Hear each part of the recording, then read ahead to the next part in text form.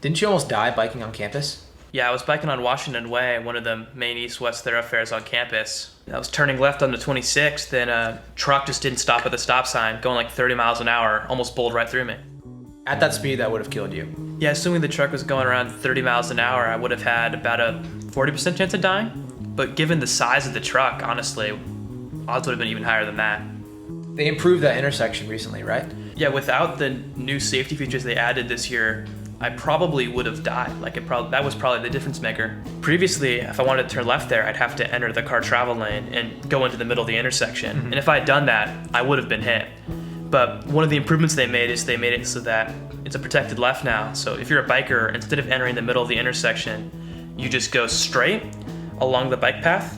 You cross where the pedestrians cross, and then you go to the other side and cross where the pedestrians cross again. That way your time spent in the intersection is way shorter, and you're at much less risk. Did they get rid of the right turn lane on 26 that gets you on the Washington Way? Yeah, they got rid of it because previously, if you're turning right there, it was kind of curved, so cars would be taking that corner way too quickly. By removing the right turn lane, if you want to turn there now, it's much sharper, so cars are slowing down way more, which is much safer for pedestrians. Another thing they did to add to the sharpness of the turns is add these yellow boxes into the intersection that cars have to drive around. And even if someone does get hit, the odds of a serious outcome are way lower. One change that I think really embodies the philosophy of the redesign of the 26th intersection is where there previously was a right turn for cars, they've added a right turn lane for bikes that's fully separated from cars. And there's a concrete barrier in the way to create more physical distance that makes bikes doing that right turn movement much more visible and adds physical separation between them and the cars. And it's not just bollards, it's full-on concrete. Full-on concrete. That's nice.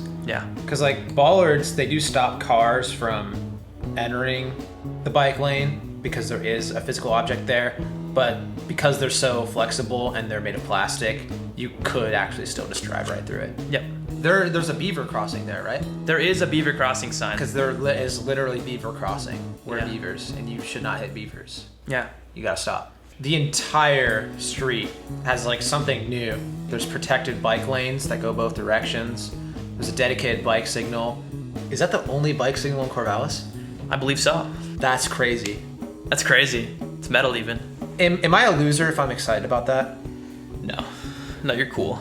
But I mean, yeah, the entire stretch of Washington Way was significantly improved. If you're cycling, you are guaranteed to be separated from cars, but sometimes in different ways. So you could be biking along 15th, you pass by Prax on your right, you turn right onto Washington Way, and you're immediately in a two-way bike path that has bollards separating you from the car's right of way. If there's a crosswalk, the sidewalk just extends into the road, which clearly presents to drivers that they are entering a pedestrian space. But excluding those conflict points along the entire corridor for cyclists, you're either separated by bollards, concrete, or you're just at a completely different elevation. And anytime that you're at the same elevation as pedestrians, there's paint marking whose space is where. Another thing they've done is in the less developed areas along Washington Way, they've added more lighting. So at night, it's much safer. Oh, I used to live in Finley Hall, and previously, the train tracks were just completely open right in front of that dorm. They added a fence that prevents pedestrians from entering the train tracks.